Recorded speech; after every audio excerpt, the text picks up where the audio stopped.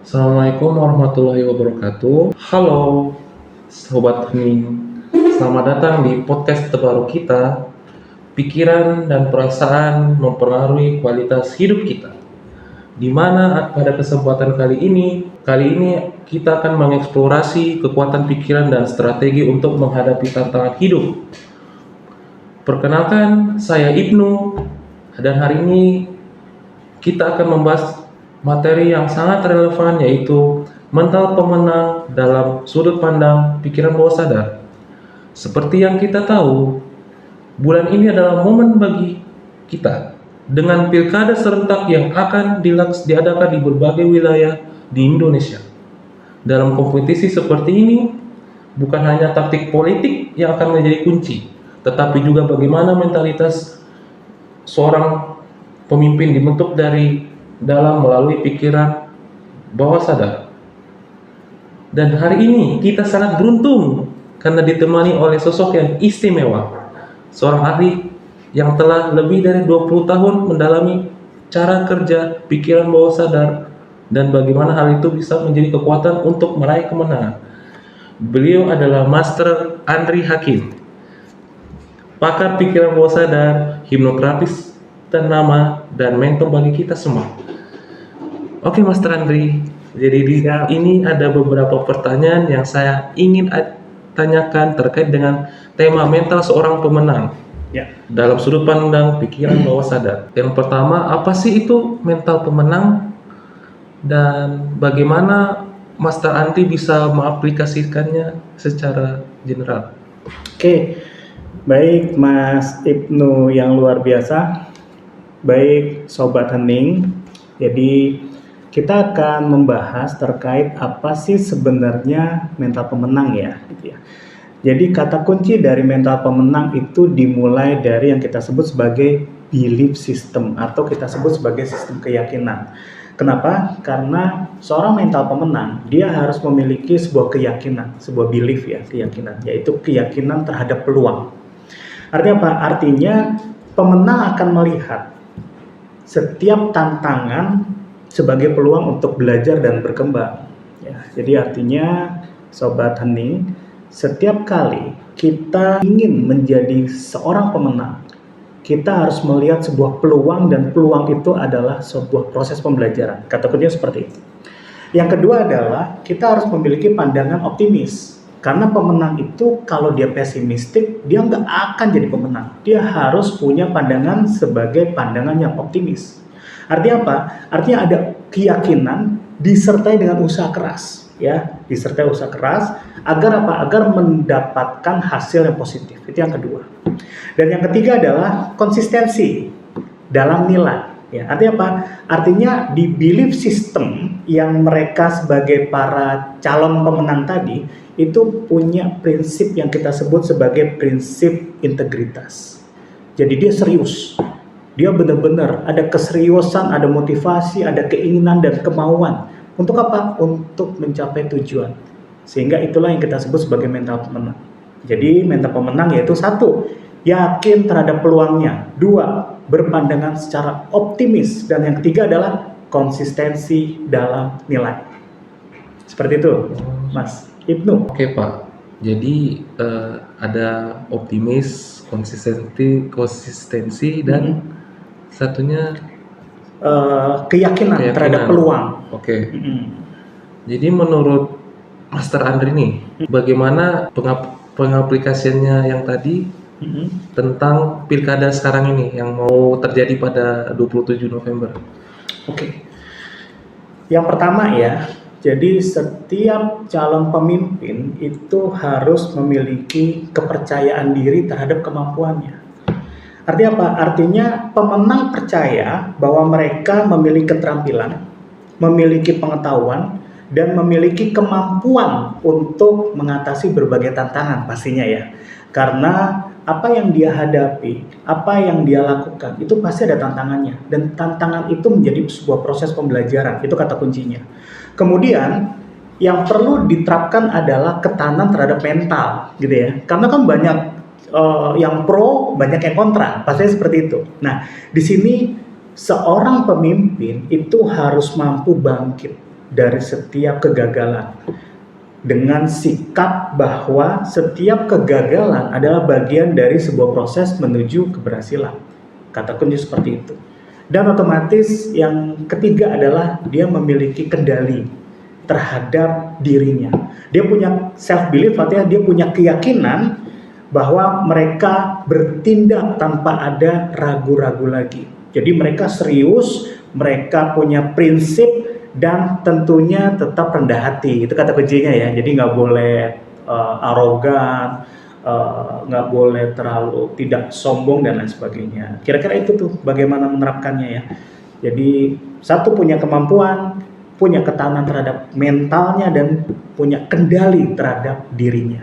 Nah, itu yang harus diterapkan. Oke Pak, oke Master Andri. Jadi selanjutnya itu ini kan kita bicara dengan belief system ya. Oke. Apa peran lingkungan pada belief system sehingga dapat calon-calon yang ingin pilkada ini dapat maju pada pilkada sekarang? Ya. Peran. Jadi ada sebuah konsep ya, di mana konsep itu yang kita sebut sebagai, ada istilahnya growth mindset, ada yang namanya fixed mindset. Gitu ya. Konsep growth mindset artinya adalah bagaimana dia bisa bertumbuh dan berkembang dengan pikirannya. Contohnya, kalau saya kalah, ya sudah, tetap growth. Dia berpikir bahwa kekalahan itu adalah bagian dari proses. Untuk apa? Untuk memperbaiki dirinya. Untuk apa? Untuk menyempurnakan dirinya. Untuk apa? Untuk memiliki sebuah strategi yang terbaik yang bisa terapkan untuk selanjutnya. Artinya apa? Artinya setiap calon pilkada gitu ya, mereka udah siap untuk apa? Dia siap untuk menang dan pasti siap untuk kalah. Pasti seperti itu. Ya. Tetapi yang dinamakan kekalahan itu adalah bagian proses dari pembelajaran. Seperti itu. Otomatis yang mempengaruhi itu semua adalah strateginya. Okay. Strategi yang terbaik itu adalah bagaimana dia belajar dari setiap proses yang sudah terjadi. Seperti itu, Mas Ibnu. Jadi ini kan bicara tentang kekalahan nih Pak. Bagaimana seorang calon pilkada ini kalau kalah bisa apa? Bisa tetap mempertahankan mentalnya gitu Pak. Soalnya kadang kalau calonnya misalnya kalah nih, kadang misalnya wah saya kehilangan modal, habis kampanye banyak gitu. Habis materinya, jadi dia banyak pusing sendiri gitu Pak. Itu gimana cara agar tetap konsisten, agar tetap ya pokoknya masih di jalan yang tepat gitu. Baik, jadi kuncinya satu ya, bahwa kita harus memiliki mental seorang pemenang. Itu kata kuncinya. Mental seorang pemenang ini sebenarnya adalah dia sudah memiliki resiko kalah. Itu udah pasti. Jadi ada hukum bawah sadar yang namanya, salah satu hukum bawah sadar yang kita sebut sebagai the law of projection. Artinya apa? Artinya sebenarnya apa yang kita proyeksikan itu yang menjadi realitas, itu akan terjadi. Artinya apa? Artinya saat kita punya keyakinan yang benar-benar tulus, yang benar-benar ikhlas, tanpa ada ego, dan dia kita tuangkan dalam proyeksi kita, dalam pikiran kita, maka itu akan menjadi realitas. Itu kata kuncinya. Artinya apa? Artinya kalaupun dia kalah, dia pasti siap menerima resiko itu. Karena setiap di dalam aktivitas kehidupan ini penuh dengan resiko. Tinggal apakah resikonya sangat besar, apakah resikonya sedang, dan resikonya kecil. Seperti itu. Kalau dia udah tahu ini bakal berisiko besar, otomatis kata kuncinya adalah dia akan menerima kenyataan dengan lapang dada. Itu rahasianya seperti itu. Karena lapang dada itu adalah sebuah proses penting dalam pembelajaran. Ya, ingat menerima kenyataan dengan lapang dada itu artinya apa? Artinya bukan menyerah, gitu ya.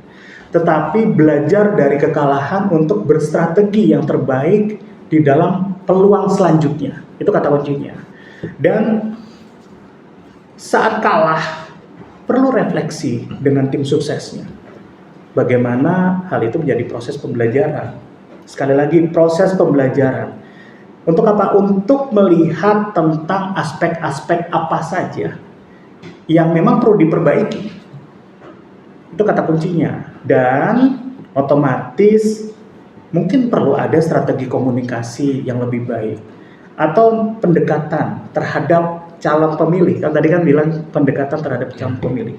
Dan otomatis memang perlu dikelola ya. Jadi tim kampanye perlu dikelola agar satu sinergi. Itu kata kuncinya.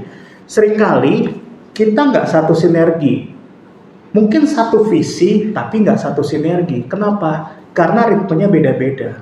Bahkan walaupun satu visi dan misi bisa jadi menerjemahkannya beda-beda. Nah inilah yang kita sebut sebagai bagaimana menyatukan sinergitas dari kekuatan pikiran bawah sadar. Jadi kata kuncinya adalah ingat hukum the law of projection. Bagaimana kita dalam benak pikiran kita tuangkan dalam bentuk proyeksi kita sehingga menjadi kenyataan. Seperti itu, Mas Ibnu. Oke, Master Andri berbicara bicara tentang law of projection. Nah, bagaimana dengan konsep Master Andri law of projection ini dengan pilkada sekarang, Master? Oke. Jadi konsep law of projection itu kan sebenarnya terkait dengan bagaimana kita memiliki sebuah, kembali lagi, belief system. Artinya apa? Artinya di sini dinamika dari pilkada ini sebenarnya ditentukan dari yakin atau tidaknya dia untuk menjadi pemenang dalam kans di pilkada saat ini. Benar ya? Saat dia ada orang yang sebenarnya punya intuisi itu. Intuisi apa? Intuisi yang benar-benar dari hati nuraninya. Bahwa apa? Bahwa di pilkada kali ini kemungkinan saya kalah. Tetapi intuisi ini seringkali kalah dengan ego. Ya, jadi nanti ada intuisi, ada ego nih kalau dalam konsep pikiran bawah sadar ya. Nah, ego ini seringkali akan mengalahkan intuisi. Sehingga intuisinya itu jadi tenggelam. Egonya yang muncul. Nah, ego ini kita bagi tuh biasanya. Ada yang namanya ego anak-anak. Ego anak-anak itu tadi, egonya muncul, dia kalah, nangis, bombay. Seperti itu. Itu ego anak-anak gitu ya. Ada lagi yang namanya ego dewasa. Ego dewasa itu ya sudah, kalau kalah kita kirim strategi yang terbaik. Langsung merapatkan barisan, kemudian melakukan analisis kira-kira kesalahannya ada di mana, kelemahannya ada di mana, strategi apa saja yang kira-kira perlu diperbaiki. Nah itu egonya ego dewasa. Tapi ada juga ego orang tua, mungkin berpikir bahwa oke, memang ada yang lebih baik daripada saya, ada yang lebih hebat daripada saya, ada yang lebih harismatik daripada saya. Nah itu yang kita sebut the law of projection. Jadi sebenarnya di dalam hati nurani ini udah ada sebenarnya. Dia punya feeling. Jadi manusia itu feelingnya kita sebut intuisi. Hanya saja intuisi itu ketiban dengan yang namanya ego. Sehingga yang dikeluarkan, yang diproyeksikan itu jadi egonya, bukan intuisinya gitu ya. Dan dampaknya apa? Kalau kalah jadi punya sakit jiwa. Itu dampaknya. Kenapa? Ego yang dipaksakan keluar, harapannya menjadi realitas, tapi dia realitasnya jauh dari apa yang diharapkan, apa yang dia ekspektasikan, jadi masalah. Sehingga apa? Nangis bombay. Kira-kira seperti itu, Mas Ibnu. Oke, Master. Jadi untuk pertanyaan terakhir nih, Ya. sebelum saya tutup, bisa nggak Master menyebutkan 5 tips and tricks sederhana buat orang-orang yang lagi nyalon pilkada nih agar dapat mempertahankan mental pemenangnya? Silakan, Master. Oke. Ya. Yang pertama yang pasti adalah bagaimana kita melakukan develop a winning mindset gitu ya. Jadi bagaimana kita menghadirkan atau menciptakan atau meng-create adanya mindset pemenang. Itu kata kuncinya sebenarnya gitu ya. Jadi a winning mindset itu dimulai dari self belief kan tadi ya. Ya, sekali lagi self belief gitu ya. Dan memahami sebuah peluang dan memahami sebuah resiko. Itu kata kuncinya. Jadi bagaimana kita melakukan develop winning mindset. Itu kata kuncinya. Karena apa? Karena kalau kita berprinsip pada growth mindset, ya, sekali lagi growth mindset itu dia berpikir satu. Kalau ada tantangan, itu adalah sebuah proses pembelajaran. Kalau ada peluang, ada strategi untuk bagaimana kita bisa memenangkan sebuah peluang itu. Kita yang disebut yang pertama makanya develop a winning mindset. Nah, yang kedua adalah bagaimana kita cara berkomunikasi. Nah, itu strateginya. Bagaimana kita bisa connect dengan si pemilih, ya connect ya, berkomunikasi dengan si pemilih itu. Bagaimana caranya? Ya udah, kita mengkomunikasikan sebuah visi, misi, dan bagaimana kita bukan memberikan sebuah permasalahan, tapi bagaimana kita mengatasi berbagai permasalahan, bagaimana kita memberikan solusi atas permasalahan itu.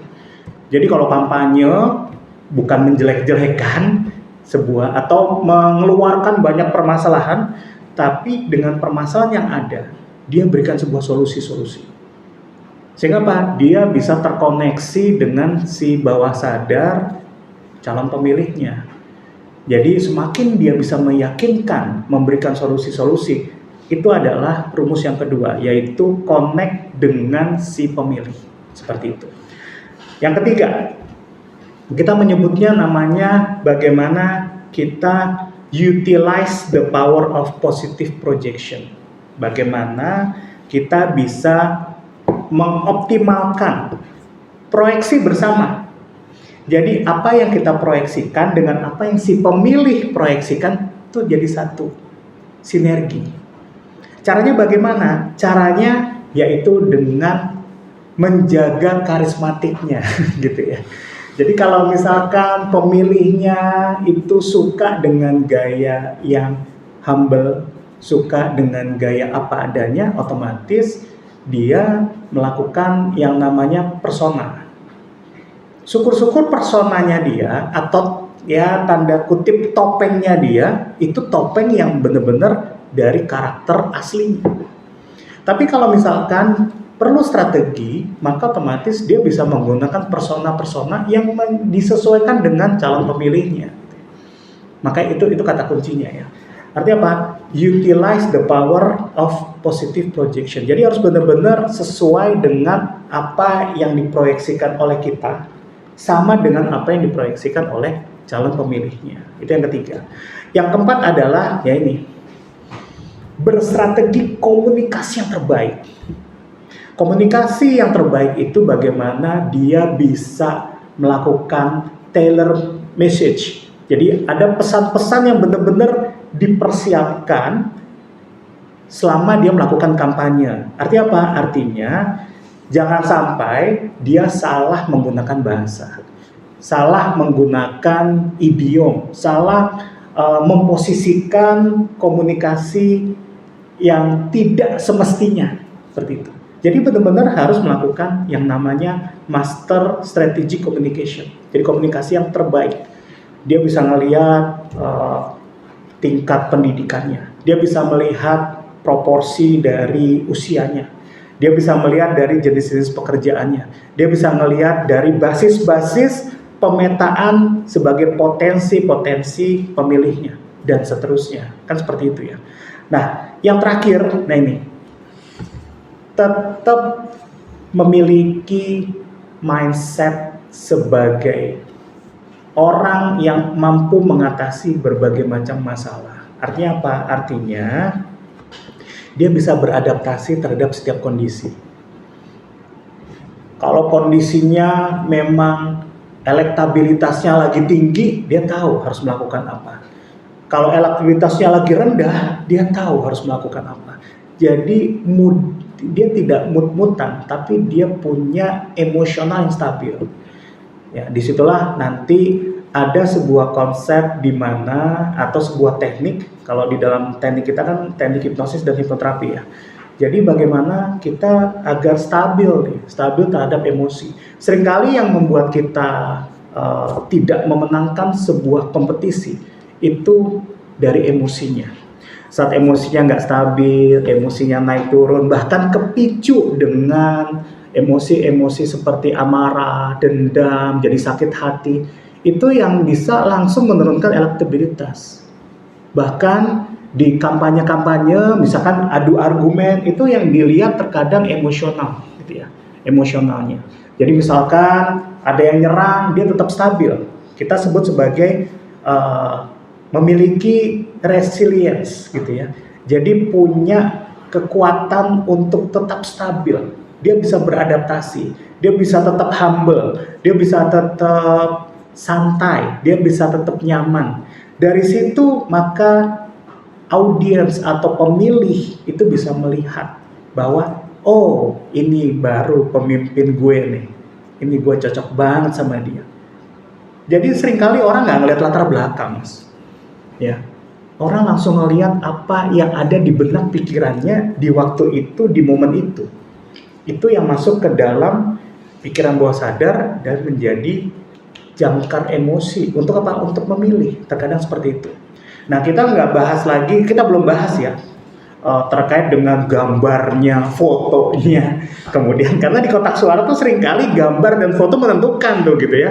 Kita lihat di Jawa Barat kemarin ya, Bang Komeng dengan keunikannya dia menang gitu ya. Karena apa? Saya sendiri pas buka ada yang unik dan saya kenal, pasti saya coblos. Nah, ini kata kuncinya adalah bagaimana keunikan ternyata juga bisa menjadi sebuah peluang atau strategi untuk sukses sebagai pemenang. Gitu ya, Mas Ibnu ya. Jadi 5 hal tadi. Oke, dari tips yang Master Andri sampaikan, kita sudah mengetahui bagaimana sih mental seorang pemenang tuh, apalagi ngumpet pilkada mendatang ya. Jadi saya sudah sampai di penghujung acara. Ya. Saya bersama dengan Master. Kalau bisa Master kita bisa ketemu lagi ya di pertemuan mendatang ya. Oke, tentu pasti seperti itu ya, Sobat Ning ya. Iya. Jadi tenang aja Sobat Ning, nanti jika ada pertanyaan-pertanyaan yang memang ingin diajukan nanti bisa ditanyakan di channel kita gitu ya. Jadi sampai jumpa di pertemuan selanjutnya. Saya Andri Hakim dan saya senang sekali dengan Sobat Hening. Dan saya Ibnu. Sobat Hening, pikiran dan perasaan mempengaruhi kualitas hidup kita.